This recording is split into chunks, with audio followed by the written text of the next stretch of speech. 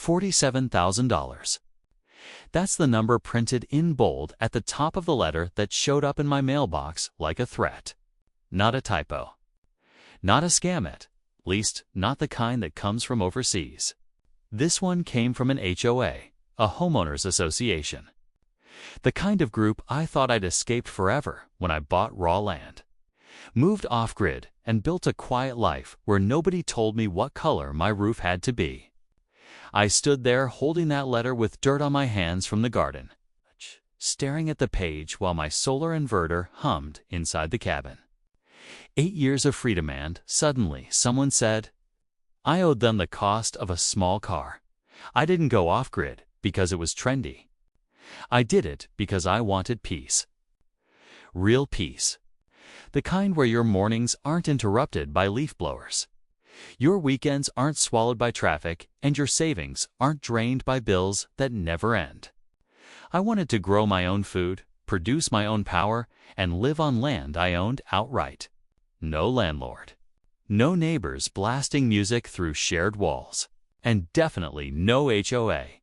When I told friends what I was doing, most of them smiled like I was joking. A few called me brave. One called me crazy. But I wasn't running away from life. I was running toward a better one. I'd spent months looking for the right piece of property. I wanted something rural, but not impossible to reach, with enough sun for solar and enough trees for shade. I walked parcels with muddy boots and scratched legs. I checked flood maps. I asked about water. I stared at county GIS websites until my eyes hurt. Then I found it, a quiet stretch of land that felt like a secret. The seller was an older guy who'd held it for years. It wasn't part of a neighborhood. There were no streetlights, no sidewalks, no community pool. Just dirt roads, birds, and the sound of wind. I asked the obvious question, any HOA? He laughed and said, out here? No. When closing day came, I did what most regular people do. I signed the stack of papers, wired the money, and trusted the professionals to catch anything dangerous. The title company said the title was clean.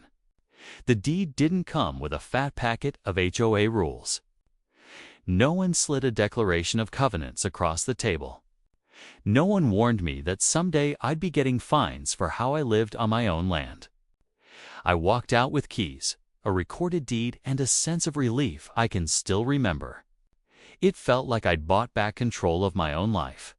Looking back, I realize how much of that confidence came from one assumption. If there's no HOA now, there won't be one later. I didn't build a mansion. I built a small cabin, functional, sturdy, and honest. I hauled lumber, learned framing, messed up measurements, fixed them, and kept going. My roof wasn't fancy, but it didn't leak. My walls weren't designer perfect, but they held heat. I installed a wood stove and a small propane backup. I built a shed for tools and a covered area for firewood. Everything I built had a reason. I wasn't trying to impress anybody. I was trying to live. At night, I'd sit on the porch with a headlamp and a cheap folding chair, staring into darkness so quiet it felt unreal. My off-grid system wasn't magic, it was planning. Solar panels fed batteries, batteries fed an inverter, and that powered lights. A laptop, a small fridge, and a water pump. I learned quickly what load management means. If I ran too many things at once, the system reminded me who was boss. Water came from a well. I tested it, filtered it, and learned to respect it. When storms rolled in, I watched my battery levels the way other people watched their bank accounts. The funniest part was how fast my idea of need changed. I stopped chasing convenience and started appreciating reliability. After the first year, it wasn't an experiment anymore, it was just life. I woke up with the sun most days. I worked remote part of the time and did odd jobs locally when I needed extra cash. I kept a garden, tomatoes, peppers, squash, herbs. I learned how to compost properly, not the gross way people imagine. I stacked firewood like it was a sport. I fixed what broke instead of replacing it. And I slept better than I ever had in a city. The best part wasn't the lack of bills. It was the feeling that my time belonged to me. Even rural areas have neighbors you just don't share a fence line. The closest folks were a few minutes down the road. One had horses.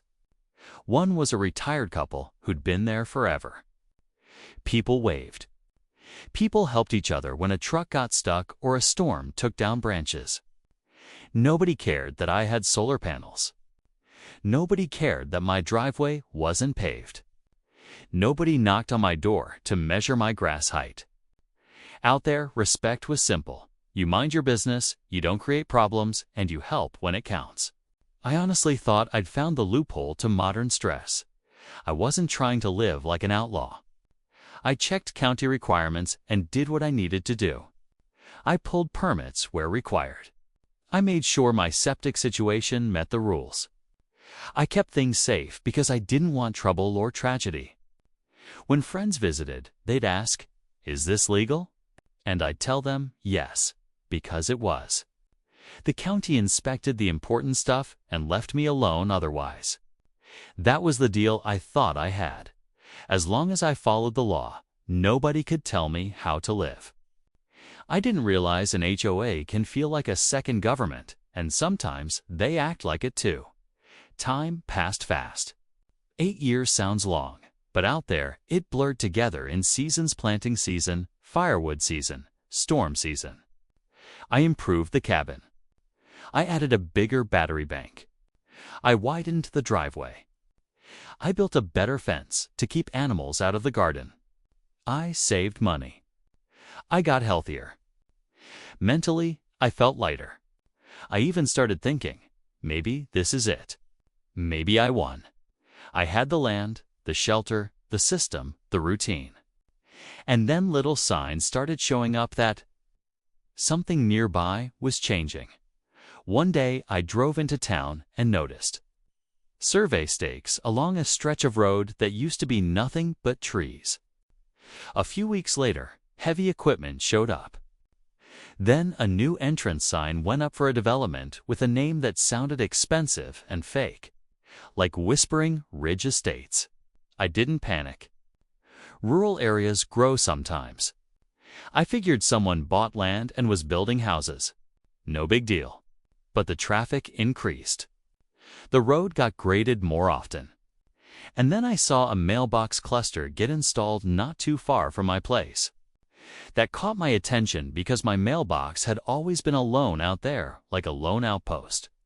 Within a year, the development had real houses, fresh paint, shiny trucks, and people who looked like they were used to city conveniences.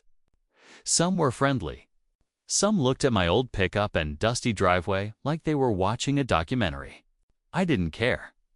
I smiled and waved and kept living my life.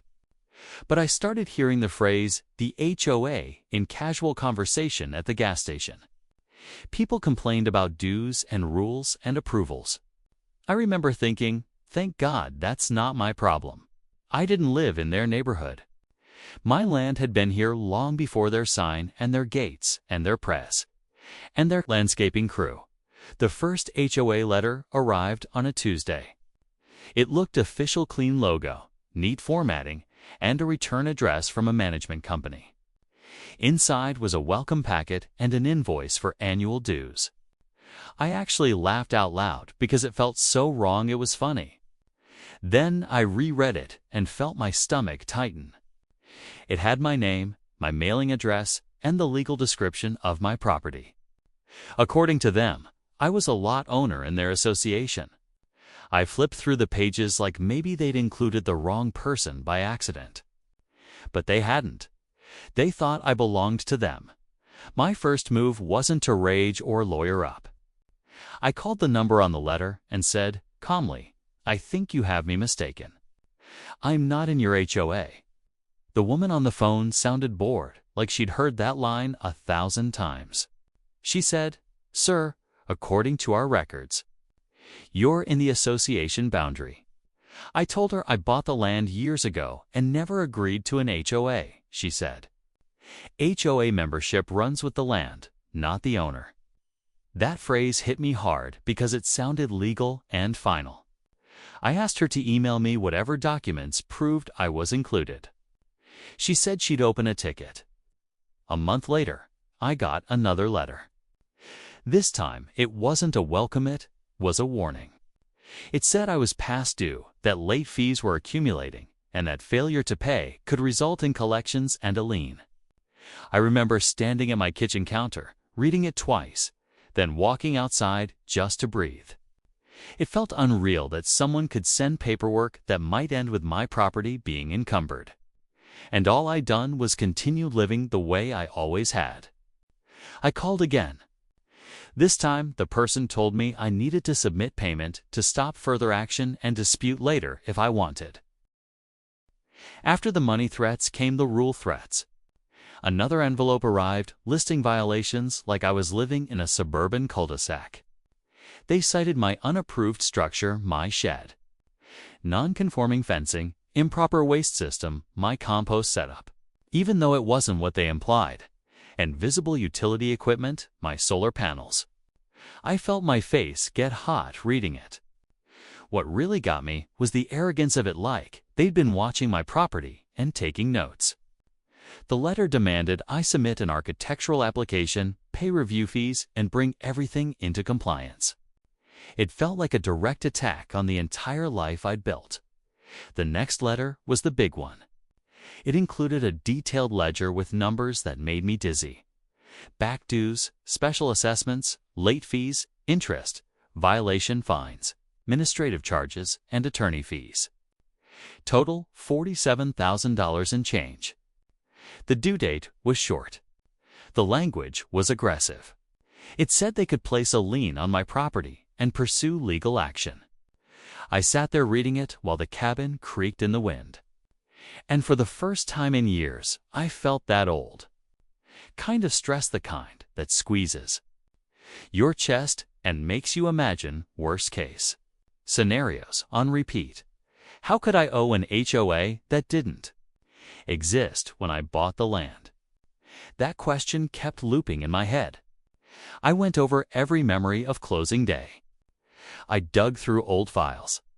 I opened my deed and reread it like maybe the words would change. I walked the property line like that would somehow reveal the truth. I even wondered if it was some kind of identity mix-up, but the legal description was mine. Part of me wanted to ignore it because it felt so absurd. But the part of me that understood paperwork knew better. Ignoring official-looking letters is how people lose control fast. I called the HOA management company again and asked to speak to someone who actually understood the boundary issue. After a long hold, someone told me they had a plat map showing my parcel inside the HOA. I asked where that map came from. They said it was recorded with the county as part of the development's documents. I asked if they had proof that I agreed to it. The guy repeated the same phrase. It runs with the land. When I pushed back, he told me to seek legal counsel and ended the call. That was the moment I realized this wasn't a misunderstanding, it was a fight. That night, I set up my laptop at the table, pulled up county records, and started digging. I searched my parcel number, pulled old deeds, and looked at every scanned document I could find. I learned fast that real estate records are like a time machine. Everything that ever happened to a piece of land leaves paper footprints. I printed maps and compared them. I searched for declaration, covenants, and the development name. Around EDAM, I found something that made my stomach drop, a recorded document with a similar legal description filed years ago, mentioning future phases and additional property that could be brought into the HOA. The document I found was full of legal language. But one concept was clear. It described a process where the developer could add land into the HOA later. It didn't prove my land was added correctly, but it showed how they might claim the right to do it. I also found a newer recorded document amendment filed after the new neighborhood started. It included exhibits and maps. Some of the lines looked like they swallowed nearby parcels, including mine. I didn't know if it was valid, but I could see how the HOA believed it was. At 2 a.m., I realized I needed professional help. Because I was out of my depth, I scheduled a consultation with a real estate attorney who had HOA experience. I brought a folder so thick it felt like a textbook. My deed, my title policy, the HOA letters, the maps, and printouts of recorded documents. The attorney listened quietly, then asked a few sharp questions. When did you buy? Was there any mention of covenants in your deed? Did you get title insurance? Do you have the full legal description and the plat from your closing? Then she said something that surprised me. This could be a total overreach. Or it could be a messy paperwork problem that they're exploiting. Either way, don't pay them a dime until we know what you're actually obligated to pay. She explained it in plain English. HOAs aren't magic hand. HOA's power comes from recorded documents and state law. If your property is properly subject to recorded covenants, then yes, some obligations can run with the land. But the HOA can't just point at a map and declare ownership over you. The key questions were covenants recorded against my parcel in my chain of title? Was my parcel legally and properly annexed under the declaration's rules? Did they provide notice and follow due process before fines? Were the fines even allowed, or were they inflated beyond what the documents permit? She also said attorney fees often get abused in HOA disputes because they pile up fast and scare people into paying. My lawyer's approach was simple: make them prove it. Not prove it in a shouting match. Prove it with recorded documents, authority, and an accurate accounting. She told me, "You're not fighting feelings. You're fighting paperwork." She asked me for every letter, every envelope, every date. She wanted a timeline because HOA enforcement sometimes has rules, notice requirements, hearing requirements, limits on fines, and rules about what can be charged back to an owner. She also flagged the $47,000 total as suspicious because it suggested years of retroactive charges. Even if you were part of the HOA, she said, they may not be allowed to backdate everything like this. We decided on 3 tracks at once. First, we'd request a full ledger and governing documents, including the declaration, bylaws, amendments, rules, and the exact annexation paperwork they relied on. Second, we'd dispute the debt in writing to create a record and slow down collections. Third, we'd contact my title insurance company, because if an HOA covenant should have been disclosed at closing but wasn't, that could potentially trigger coverage depending on the policy and facts. My lawyer warned me, title insurance isn't a miracle, but it's there for a reason. And most importantly, she told me not to argue on the phone anymore. Phone calls disappear, she said. Letters don't. When my lawyer's formal letter went out, the tone from the HOA shifted fast. Suddenly, they weren't sending friendly threats. They were sending careful, lawyerly responses. Their attorney claimed my parcel had been included in a supplemental declaration and that assessments were valid. My attorney replied, asking for the exact recording information, the authority under the original declaration to annex my parcel, and proof that the annexation met the required procedures. We also demanded a hearing regarding alleged violations and requested that enforcement be paused until membership was resolved. The HOA attorney didn't like that, but it forced them into the one place they didn't want to be, the facts. I got a notice for a violation hearing at the clubhouse. Yes, an actual clubhouse, the kind with a stone entrance and a community rules board by the door. Walking in there felt like stepping into an alternate reality. People were chatting about landscaping and pool hours while I was carrying a folder that could decide my future. When my name was called, I sat in front of a small board of homeowners who looked uncomfortable, like they didn't expect a real dispute. The manager read out a list of violations. I asked a simple question. Before we talk about violations, can you prove I'm a member of this HOA? The room got quiet. This was the weird part. The board members didn't seem personally invested in my land. They weren't cartoon villains twirling mustaches. They looked like regular people who'd been told by the management company and attorneys that I was in the HOA and refusing to comply. The manager kept steering the conversation back to my shed and my solar equipment. I kept steering it back to the legal question. My lawyer wasn't there in person, but she'd prepared me. Stay calm, stick to the point, and demand records. I asked them to provide the annexation documents and a clear map showing how my parcel became subject to the declaration. They said they'd follow up. After the hearing, I got another letter, this one hinting at a lien if I didn't pay. That's when it hit me. The HOA didn't need to be morally right to cause damage. They just needed to be aggressive enough that I'd panic and write a check. A lien event, if disputed, can make refinancing hard, selling hard, and life stressful. And they knew it. The $47,000 number wasn't just about money. It was a pressure tactic. My lawyer explained that some HOAs count on the fact that most people can't afford a long legal battle. So they inflate the situation until paying feels like the cheaper option. That's not always illegal, it's just ugly. The HOA eventually sent a thick packet of documents. My lawyer and I went through it line by line. The big question was whether the annexation was done the way the original declaration required. In their packet, there was an amendment recorded by the developer, but the exhibits were messy and the legal descriptions were inconsistent. One map showed a boundary line that didn't match the written description. Another referenced lot numbers that didn't exist when I bought. My lawyer smiled for the first time and said, "This is where cases get won." Not because mistakes automatically free you, because the HOA has to meet specific requirements to bind property. If their foundation was sloppy, their whole claim could crack. Next, we filed a claim with my title insurance company.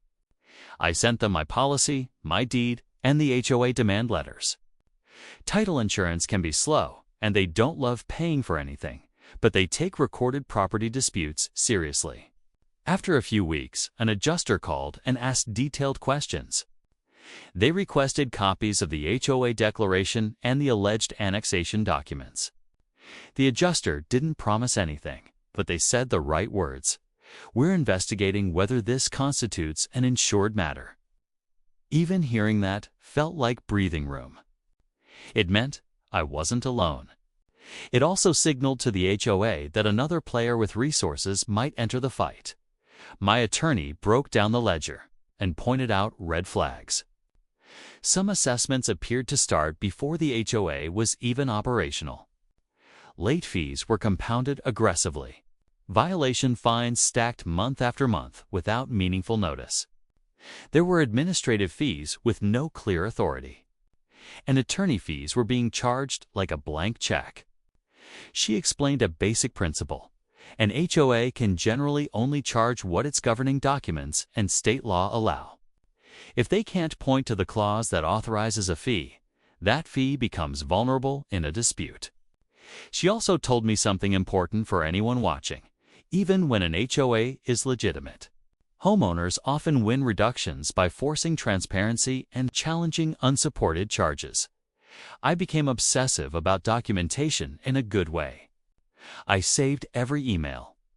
I took photos of my property, showing that my structures were safe and maintained.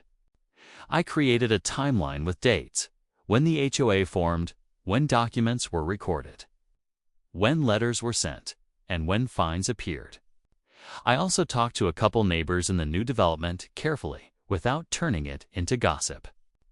I learned some of them were unhappy with the HOA too, and a few had dealt with surprise fees. That mattered because it showed a pattern. Not proof, but context. At this point, my stress was still high. But it was focused stress. Like preparing for a test instead of drowning, the HOA's attorney eventually offered to settle. If I paid a large portion of the bill and submitted to the HOA going forward, it was framed like generosity, but it felt like extortion with better grammar. The idea was, pay tens of thousands, sign paperwork, and accept their authority. My lawyer advised me not to sign anything that created new obligations without a full understanding. She said, sometimes the settlement is how they lock you in, even if they're wrong. We countered with a different proposal: suspend all fines, remove attorney fees, and agree to mediation solely on the membership annexation question. They didn't like that either. We ended up in mediation, structured meeting with a neutral mediator who tries to get both sides to compromise. The HOA sent their attorney and a representative from the management company. I was there with my lawyer. The mediator asked everyone to explain their position plainly. My lawyer did something brilliant. She didn't argue about my lifestyle at all. She kept it on property law and procedure. She said, before you can fine him, you must prove he is bound by your declaration. Show us the recorded instrument that properly annexed his parcel. Under the declaration's terms, the HOA attorney kept circling back to community harmony and standards. The mediator kept circling back to authority. That's when I started to feel the momentum shift. One major issue was the possibility of a lien. My lawyer made it clear we would contest any lien as wrongful if membership wasn't proven.